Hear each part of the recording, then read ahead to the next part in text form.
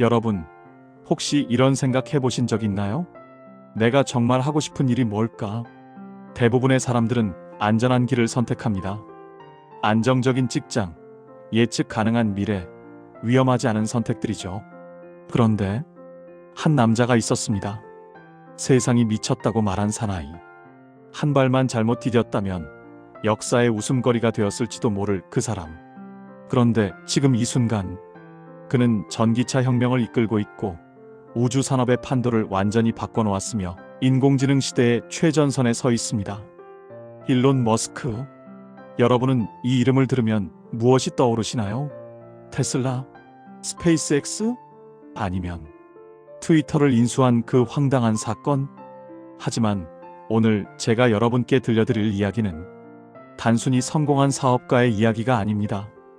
이건 한 인간이 왜 돈보다 위험을 택했는지에 대한 이야기입니다. 그가 남긴 말이 있습니다.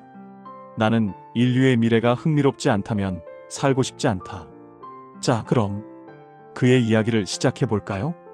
일부 외로운 천재 소년. 1971년 남아프리카 공화국 프리토리아. 한 소년이 태어났습니다. 이름은 일론 리브 머스크. 평범한 가정이었을까요? 글쎄요. 어머니는 모델이자 영양사였고 아버지는 엔지니어였습니다. 겉으로 보기엔 괜찮은 가정이었죠. 하지만 이 소년은 다른 아이들과 많이 달랐습니다. 말이 없었어요. 친구들과 어울리지도 않았고 운동장에서 뛰어노는 대신 늘 생각에 잠겨 있었습니다. 선생님들은 걱정했죠. 혹시 청각에 문제가 있는 건 아닐까? 부모님은 병원에 데려갔습니다. 하지만 문제는 귀가 아니었습니다. 이 소년은 그냥 너무 깊이 생각하고 있었던 거예요. 책을 읽고 상상하고 자기만의 세계를 만들고 있었던 겁니다. 학교는 어땠을까요? 솔직히 지옥이었습니다. 남아공의 1980년대는 거칠었어요. 약한 아이들은 쉽게 괴롭힘의 대상이 되었죠. 말없고 마르고 책만 보는 아이. 딱 표적이었습니다.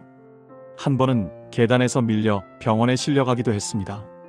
코뼈가 부러지고 며칠 동안 숨을 제대로 쉴 수 없었죠. 여러분 상상해 보세요. 학교 가는 게 두렵고 쉬는 시간마다 숨어야 하고 집에 가서도 부모님의 불화를 견뎌야 하는 어린 시절을요. 보통 아이들은 이런 환경에서 무너집니다. 자존감이 떨어지고 세상을 원망하게 되죠. 그런데 일론은 다른 선택을 했습니다. 책. 그는 책 속으로 도망쳤습니다. 하루에 10시간씩 책을 읽었어요. 소설, 철학책, 과학책, 심지어 백과사전까지. 9살의 브리테니커 백과사전 전집을 다 읽었다고 합니다. 여러분, 이거 장난 아닌 양이에요. 그냥 읽은 게 아니라 흡수했습니다. 기억했어요. 그리고 10살 되던 해 운명적인 만남이 찾아옵니다. 컴퓨터, 코모도어 VIC-20이라는 컴퓨터였는데요. 지금 기준으로 보면 정말 원시적인 기계였습니다. 5KB 메모리, 지금 여러분이 찍는 사진 한 장도 안 되는 용량이죠. 하지만 이 소년에게는 우주였습니다. 매뉴얼이 있었는데 보통 6개월 과정이었어요. 일론은 사흘 밤낮으로 매뉴얼을 씹어먹었습니다. 그리고 프로그래밍을 시작했죠. 12살. 그는 자신이 만든 게임을 팔았습니다. 이름은 블래스타. 우주를 배경으로 한 슈팅 게임이었죠. $500. 지금 돈으로 크지 않습니다. 하지만 이 소년에게는 증명이었어요. 나는 할 수 있다. 혼자서도 아무도 안 믿어줘도 나는 뭔가를 만들어낼 수 있다. 그는 이때 깨달았습니다. 세상이 주는 고통은 피할 수 없지만 내가 만드는 세상은 내 것이라는 걸. 부모님은 이혼했습니다. 일론은 아버지를 선택했어요. 왜였을까요? 나중에 그는 후회했다고 말합니다. 아버지와의 시간은 고통스러웠다고. 하지만 이 모든 아픔이, 외로움이, 좌절이 그를 더 강하게 만들었습니다. 17살. 그는 결심합니다. 여기는 내가 있을 곳이 아니야. 2부 탈출. 1989년 남아프리카 공화국은 아파르트헤이트, 인종차별 정책이 절정에 달했던 시기였습니다. 그리고 모든 백인 남성은 군 복무를 해야 했죠. 일론은 알고 있었습니다. 군대에 가면 자신의 꿈은 멈출 거라고. 그래서 그는 조용히 계획을 세웁니다. 캐나다. 어머니가 캐나다 출신이었기 때문에 시민권을 받을 수 있었어요. 그리고 캐나다는 미국으로 가는 문이었습니다. 아무에게도 말하지 않았습니다. 가방 하나 챙기고 편도 비행기표를 끊고 떠났습니다.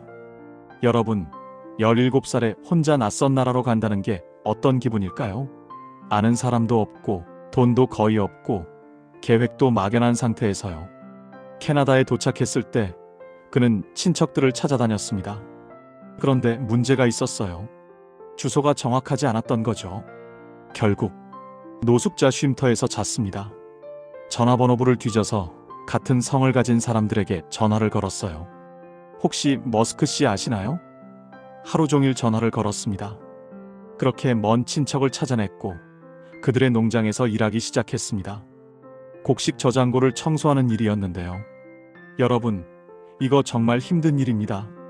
삽으로 곡식을 퍼내는데 먼지가 엄청나게 날리고 숨쉬기도 힘들고 하루 종일 하면 온몸이 쑤시죠. 일론은 말합니다. 그때 제일 힘든 건 육체적인 고통이 아니었어요. 미래가 안 보인다는 거였죠. 하지만 그는 멈추지 않았습니다. 제재소에서도 일했어요. 통나무를 나르는 일, 위험한 일이었습니다. 동료 한 명이 사고로 다치는 걸 봤을 때 그는 생각했습니다. 이건 아니야. 나는 이것보다 더 큰 일을 할 수 있어. 그래서 대학을 알아보기 시작했습니다. 퀸즈 대학교, 온타리오에 있는 학교였는데 장학금은 없었어요. 그래서 학비를 벌기 위해 계속 일했습니다. 낮에는 수업 듣고 밤에는 일하고 주말에는 공부하고. 친구들이 물었습니다. 너 왜 그렇게 사니? 좀 쉬어. 일론의 대답은 간단했습니다. 기회는 기다리지 않아. 내가 찾아가야 해. 퀸즈 대학에서 2년을 보낸 후 그는 더 큰 꿈을 꿉니다. 미국 펜실베이니아 대학교, 아이비리그였죠. 학비는 엄청났지만 그는 장학금을 받았습니다. 그리고 이곳에서 그는 2가지를 전공하기로 결심합니다. 경제학과 물리학? 사람들이 물었죠. 둘 다? 왜? 일론은 이미 계획이 있었습니다. 세상을 바꾸려면 2가지가 필요해요. 비즈니스를 이해하는 능력, 그리고 기술을 이해하는 능력. 대학 생활도 쉽지 않았습니다. 학비를 벌기 위해 기숙사방을 나이트클럽처럼 개조해서 파티를 열었어요. 입장료를 받고 음료를 팔고. 정작 본인은 파티에 별 관심이 없었습니다. 그냥 돈이 필요했던 거죠. 그리고 졸업 후 그는 스탠퍼드 대학교 박사과정에 합격했습니다. 물리학 박사, 누구나 부러워할 만한 길이었죠. 하지만 일론은 이틀 만에 그만뒀습니다. 왜? 인터넷이 오고 있었어요. 지금 뛰어들지 않으면 나중엔 늦어요. 1995년 인터넷은 막 시작되고 있었습니다. 대부분의 사람들은 뭔지도 몰랐죠. 하지만 일론은 봤습니다. 미래를. 3부 첫 번째 성공, 그리고 배신. 자, 여러분. 24살의 일론 머스크를 상상해보세요. 박사과정을 때려치우고 동생 킴벌과 함께 작은 사무실을 빌렸습니다. 사무실이라기보다는 창고에 가까웠죠. 그들이 만든 회사 이름은 집2. 뭘 하는 회사였을까요? 신문사들에게 온라인 지도와 디렉토리 서비스를 제공하는 거였어요. 지금은 당연한 서비스지만 그때는 혁신이었습니다. 사람들이 컴퓨터로 지역 식당을 찾고 지도를 보고 리뷰를 남기고. 문제는 아무도 안 믿어준다는 거였습니다. 신문사들을 찾아가면 이렇게 말했어요. 인터넷? 그게 뭔데? 우리는 종이 신문으로 100년 넘게 해왔어. 왜 바꿔? 일론과 킴벌은 계속 문을 두드렸습니다. 하루에 10곳, 20곳. 거절당하고 또 거절당하고. 돈은 없었습니다. 사무실에서 잤어요. 샤워는 YMCA에서 했죠. 하루 한 끼 먹을 때도 많았습니다. 킴벌이 말합니다. 형은 미쳤어요. 하루에 18시간씩 코딩했어요. 쉬는 시간에도 일 생각만 했죠. 그리고 드디어 기회가 왔습니다. 시카고 트리뷴, 뉴욕 타임스, 큰 신문사들이 관심을 보이기 시작했어요. 계약이 성사되고 투자자들이 들어왔습니다. 회사는 성장했습니다. 직원들이 늘어났고 사무실도 제대로 된 곳으로 옮겼죠. 하지만 문제가 생겼습니다. 투자자들이 일론을 CEO에서 물러나게 하려고 했어요. 왜? 경험이 부족하다는 이유였죠. 일론은 싸웠습니다. 이건 내가 만든 회사야. 내 비전이야. 하지만 결국 밀려났습니다. 새로운 CEO가 왔고 일론은 CTO 역할로 밀려났어요. 여러분 상상해보세요. 자기가 만든 회사에서 쫓겨나는 기분을요. 하지만 이야기는 여기서 끝나지 않습니다. 1999년 컴팩이라는 회사가 집투를 인수했습니다. 3억 700만 달러. 일론의 몫은 2200만 달러. 27살의 말이죠. 대부분의 사람들은 여기서 멈췄을 겁니다. 충분히 벌었어. 이제 좀 쉬자. 하지만 일론은 바로 다음 회사를 시작했습니다. X.com, 온라인 은행이었어요. 사람들이 이메일로 돈을 주고받을 수 있는 시스템. 지금 들으면 당연하죠? 하지만 1999년에는 완전히 미친 생각이었습니다. 인터넷으로 돈을 보낸다고? 누가 그걸 믿어? 은행들은 웃었습니다. 금융 전문가들은 불가능하다고 했죠. 하지만 일론은 자신의 돈 대부분을 다시 쏟아부었습니다. 1000만 달러 이상. 회사는 빠르게 성장했어요. 사용자들이 몰려들었습니다. 혁신적이었거든요. 그런데 또다시 문제가 생겼습니다. X.com은 나중에 컴피니티라는 회사와 합병했어요. 그 회사가 만든 서비스가 바로 페이팔이었습니다. 처음엔 좋았어요. 함께 가는 거니까. 하지만 내부 갈등이 생겼습니다. 경영 방식, 기술 선택, 회사 방향.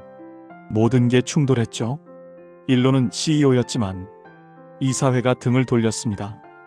2000년 일론이 신혼여행을 간 사이 이사회는 비밀 회의를 열었습니다. 그리고 투표했죠. 일론 머스크를 CEO에서 해임한다.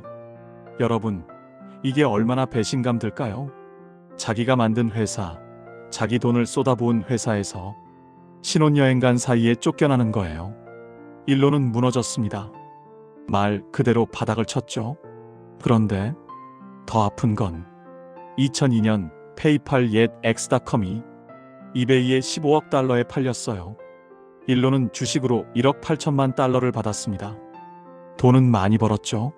하지만 그의 비전은 사라졌습니다. 사람들은 물었습니다. 그래도 돈 많이 벌었잖아. 일론의 표정은 씁쓸했습니다. 돈이 문제가 아니에요. 내 꿈이 다른 사람의 것이 된 게 문제죠. 멈추지 않는 천재, 일론 머스크의 다음 이야기도 기대해 주세요.